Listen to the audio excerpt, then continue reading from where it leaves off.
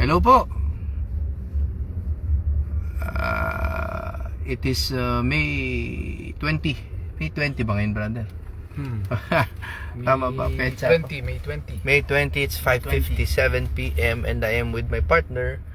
Galing lang po kasi kami sa isang hearing and also sa kapihan sa PDP. And we have just received word through social media and through the press statement of the Supreme Court about the denial of the TRO. And nagulat na lang po kami ni Attorney Torion dahil paglabas po namin ng courtroom, syempre ang dami na pong missed calls from media men. Hindi naman po kami pwede pang sumagot basta-basta, no, because it would be responsible, partner, no, because we don't even have a copy of the order just yet. But we are here to share some of the sentiments that we can share. Yes. No? So, partner, a lot of people, ako na lang interviewer. Yes. I promise to be fair. Okay. A lot of our supporters have expressed worry and concern, and a lot of our detractors have been celebrating. Yes.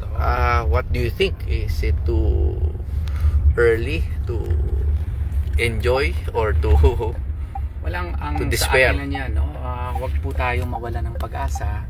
Let us continue to pray for our country kasi ang pinaglalaban po namin dito ni Senator Bato de la Rosa hindi lang man po sa kanya kundi sa mamamayang Pilipino po na dapat hindi tayo pwedeng arestuhin, i-deliver na parang jukebox doon sa ibang bansa na hindi po dumaan sa ating local Jukebox. courts. So, na parang manok, brother, Manok na ba? parang Oo. tapin, tapos dala mo lang kaagad doon sa ibang bansa based on an alleged ICC warrant of arrest.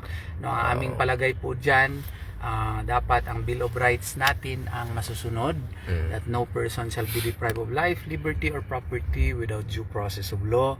Tsaka ang tingin po namin, dapat yung warrant of arrest should be issued by a Philippine judge. Kasi nga in Ho versus People, non-delegable po yung pag-issue po ng warrant of arrest na effective dito sa ating Pilipinas.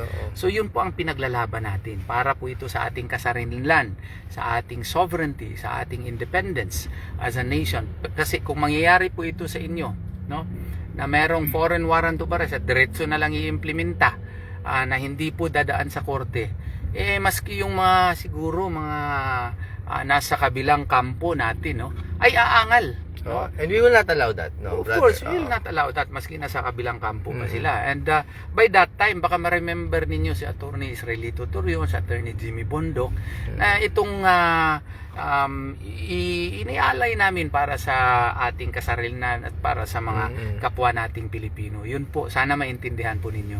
Yung TRO, partner, kasi a lot of people have so many misconceptions about the denial of the TRO. Parang feeling nila parang ending siya, no? Parang it's the end, no?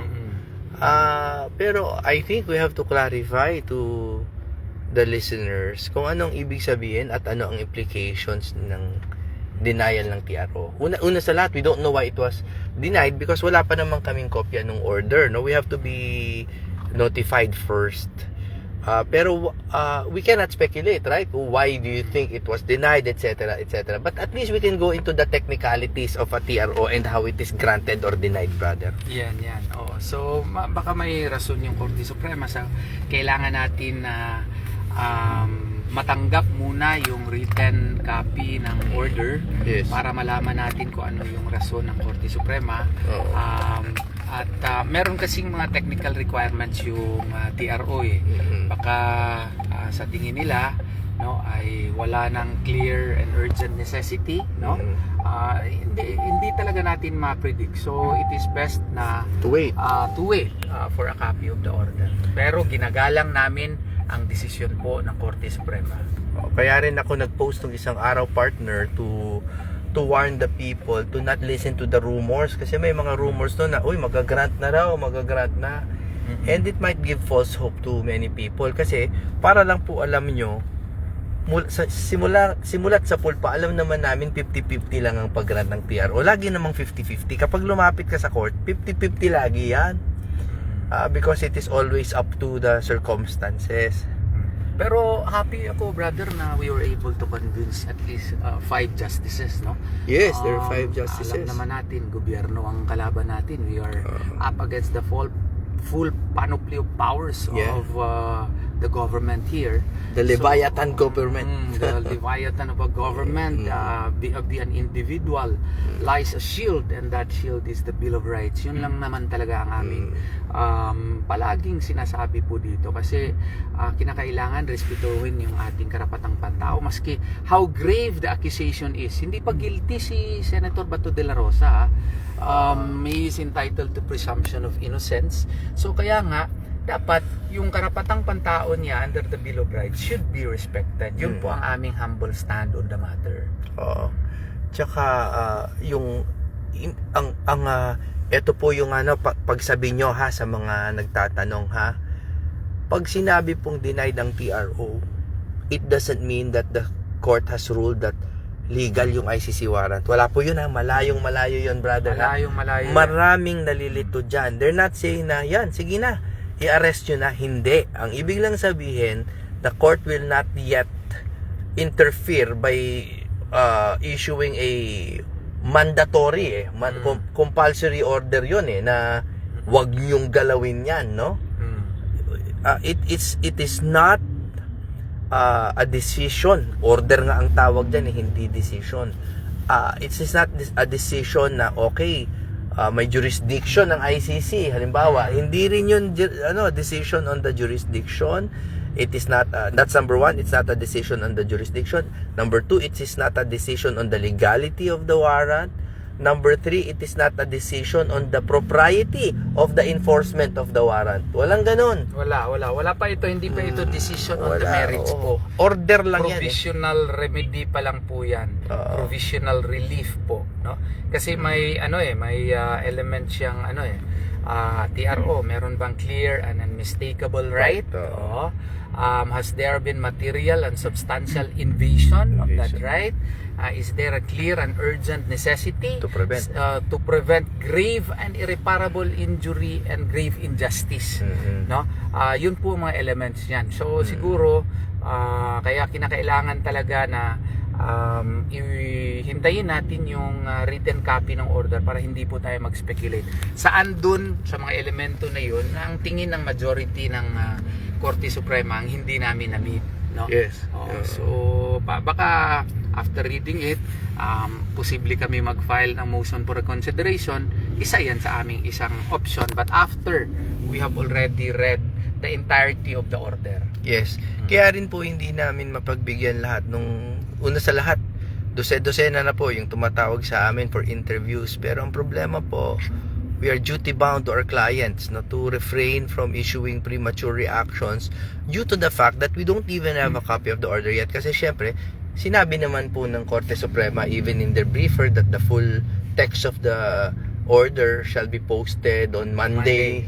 No? Parang ganon. So, kailangan po natin maghintay. Otherwise, pag nagbigay po kami ng mga opinion, that's exactly what they will merely be.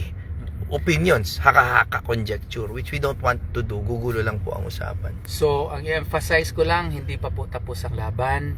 Ang na-deny lang po ay yung TRO.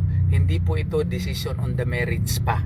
So, meron pa po tayong decision on the merits. Kaya nga po, nire-request namin yung government agencies, yung PNP, NBI, na since the main case is still pending, the other government agencies should supposedly exercise the becoming modesty not to implement right away the ICC warrant of arrest. So ayun, maraming nagtatanong, hindi ko naman kayang basahin yan isa-isa. But nag-quick live lang po kami. We will not stay on air for too long. But we also ask our very good friends from the media. Alam mo, recently, brother, ang pinaka naging very fair sa akin, si Ma'am Karen Davila, on Head Start. She was very fair. I know she had different opinions, but she respected my legal stand, Pero ang problema po, for now, hindi talaga kami pwede pang basta appear or mag-issue ng mga reckless statements, no, because we still do not know what the order contains, and without such we will not be able to speak in an educated manner regarding the technicalities of the order as given, no? So patience na lang po, and also we pray for the enlightenment of the decision makers. Yes. So, yun lang talaga magawa natin. And by the way, pwede naman kami mag-MR pa, no? Oo nga, pwede pa kami mag-motion for reconsideration. Insofar as the TRO issue only is concerned. Yes, Oo. pwede pa din. Oo. Well, maski may inkling kami na ganun, pero we were still hoping for the best na magmilagro nga, no? So, pero hindi natin nakuha siguro ngayon, kaya kailangan naming pag-aralan on Monday kung ano yung nagiging rason po ng Korte Suprema, at siguro after mabasa namin yon, kung sa tingin namin ay dapat mag-file kami ng motion for reconsideration, gagawin po namin yon. Hindi po tayo susuko. Kung meron pang available remedies, we will exhaust all available remedies po.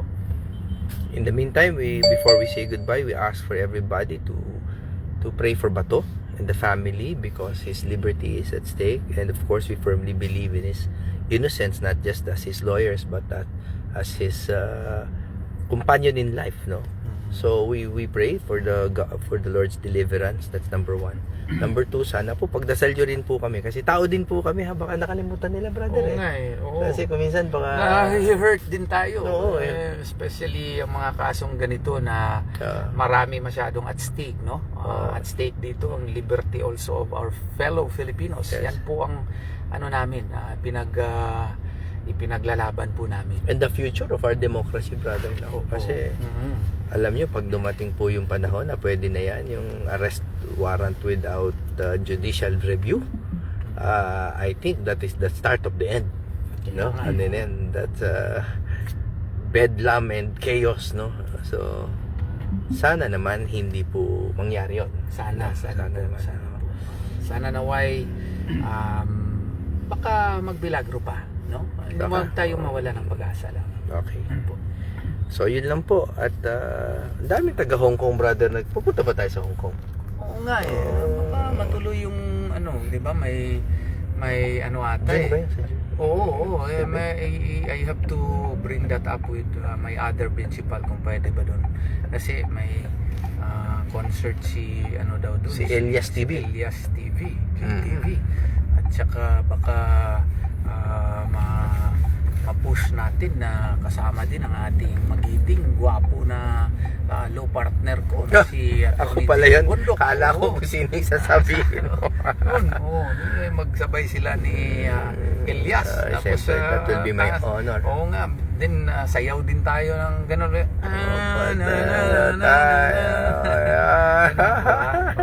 Dapat kasama si Dr. Richard Mata dyan. Yun. Oo, kumusta pala natin yung ating mga Duterte 7?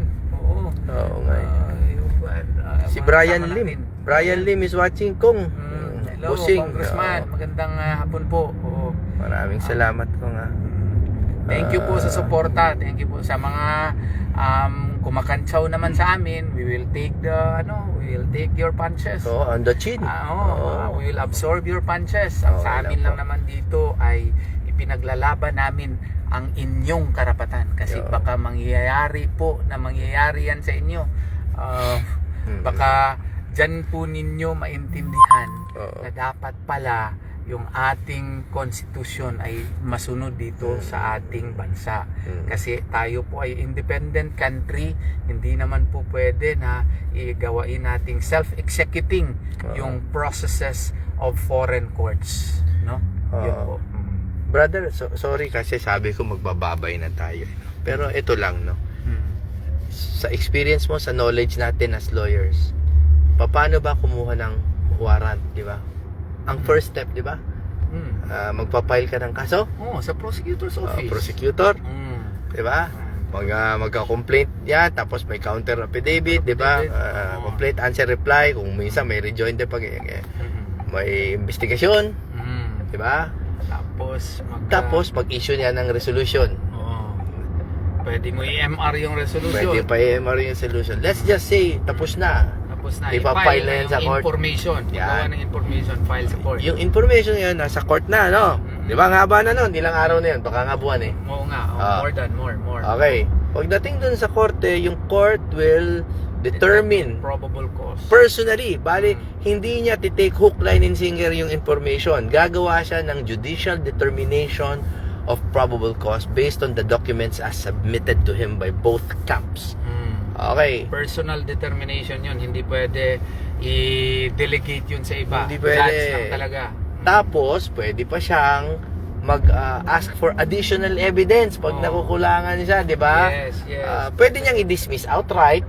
Pwede niyang i-confirm outright. Pwede rin siyang humingi ng ebidensya pa. More diba? evidences in order to satisfy the requirements under the law. Correct. Because this is all in the rules of court. In fact, inaaral yan kung ano powers ng judge dyan sa filing na yan.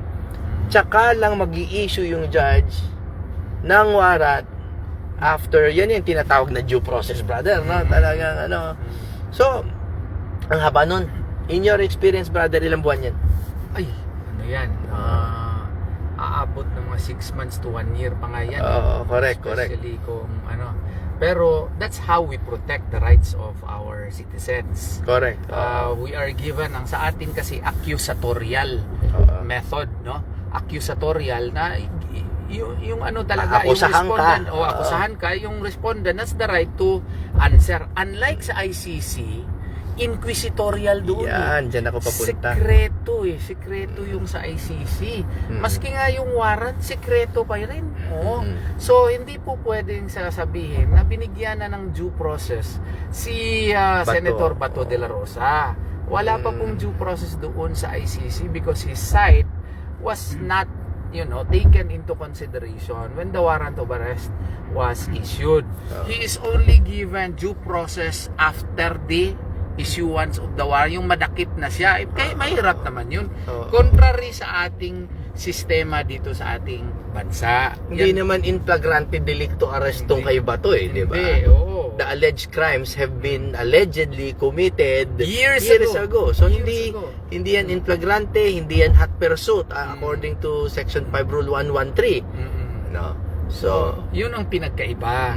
Kaya namin talaga isinusulong yung karapatang tao ni Senator Bato de la Rosa kasi magkaiba nga yung akin to preliminary investigation process nila doon sa ICC kesa sa atin. So kino-compare ko lang, brother. My point being, dito sabi mo umaabot ng 6 months bago ka makakuha ng arrest warrant, no? 1 year pa nga. No? More Minsan 1 year pa kasi ang patagal na talakayan, may due process. Yung pinopropose po nila, pag foreign warrant, wala kang kaalam-alam na merong investigation na nangyayari dun sa secret investigation doon sa ibang korte, and then the warrant pwedeng in a few days, you don't know, walang 6 months, walang ganyan, hindi mo alam na may warrant ka na pala. Pwedeng may Pilipino na makipag-cooperate sa kanila and to feed them wrong information, and you will have no way to counter that dahil again, inquisitorial sila, hindi sila accusatorial. So, pwede, like yung ginawa nga, wag na tayo magmaang-maangan, yun nga yung ina-accuse nila na ginawa ng Senator Trillanes, di ba? Na nagpunta lang doon, nag-supply lang ng mga evidence that we, of course, believe that are not that are contestable. So, one way siya, hindi siya two-way, wala pong pagtanong kay Bato, tas biglang may warrant na lang dito, tapos i-implement na lang dito, at ang gusto nila, hindi na yan dadaan sa judge. So, ibig sabihin, brother, pag gano'n nagkatotoo yun, mas mabilis pa pala na magpa-aresto through a foreign warrant kesa sa local warrant, no? So, parang imagine the absurdity of that. Oo nga parang ginagawa na another modality of outright arrest. Outright arrest yan. Outright arrest here in the Philippines, and the process was done outside the country. Kaya nga masyadong unfair. And to our mind, kaya yung aming argumento na dapat idaan yan sa local courts, kaya para mabigyan ng pagkakataon Sumagot. sumagot yung akusado. Yan po. Can you also imagine na yung mga ebidensya, brother, lahat nandito. Yung documents nandito, witnesses nandito. For and against the accused, nandito lahat yan. Pag dun sa ibang bansa nilitis, ano nangyari katulad ng kay PRRD? Ano nangyari? Ang ebidensya nila, news articles, hearsay, double hearsay pa nga kung minsan, no? And yet, hindi protektado si PRRD and si Bato in the future, hindi siya protektado ng ating Bill of Rights, ng ating rules of court, di ba? So, yun po yung pinopropose nila na senaryo. And that is the evil that we are trying to prevent from befalling our country. Yun lang. Okay. Maraming salamat po sa inyong lahat. Maraming salamat. Salamat po, and we ask for your prayers. Hindi pa tapos ang laban, at tandaan nyo po yung mga comments namin, we reserve it po sa mga kaibigan po namin sa media. We must reserve it first until we receive a copy of the order in the proper time. Prayers for everybody.